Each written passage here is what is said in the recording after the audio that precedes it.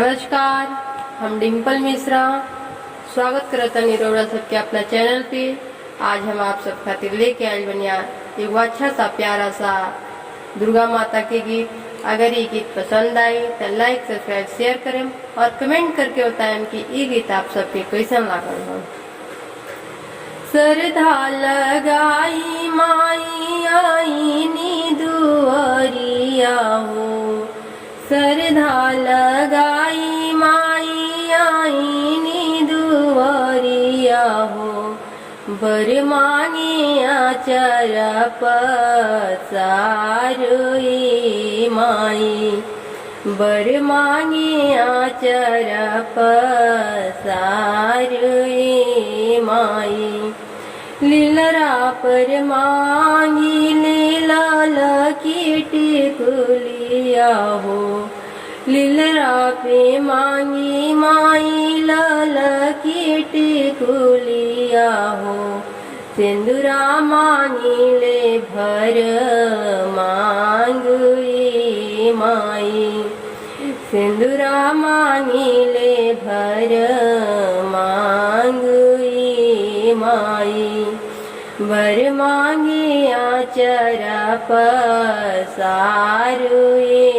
माई, अरे बर मांगे आचर पसारुई माई। गुड़वा में मांगी ले जोड़ जोड़ा बिछुआ हो, गुड़वा में मांगी ले जोड़ा जोड़ा बिछुआ हो। चूड़िया मांगी ले भर हाथुई माई, अरे चूड़िया मांगी ले भर हाथुई माई। बर मांगी आचर पसारुई माई, हरे बर मांगी आचर पसारुई माई।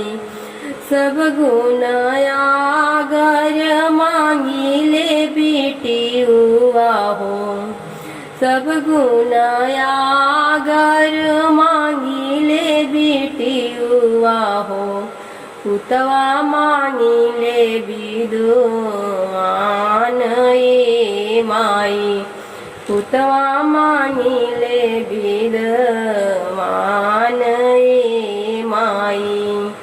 नैहर में मांगी माई, नैहर में मांगी ले भाई से भतीजावा हो, नैहर में मांगी ले भाई से भतीजावा हो।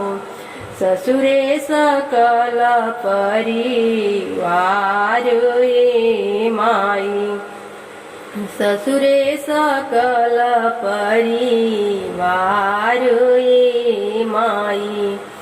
बर मांगी आचर पसारुई माई, मथवा पर मांगी ले लाल की चुंदरिया हो, मथवा पर मांगी ले लाल की चुंदरिया हो। जुग जुग रहे हवा तुई माई, जुग जुग रहे हवा तुई माई। बर मांगी आचर पसारुई माई, श्रद्धा लगाई माई आई नी दुआरिया हो, श्रद्धा लगाई माई आई नी दुआरिया हो। बर मांगे आचर पसारुई माई, बर मांगे आचर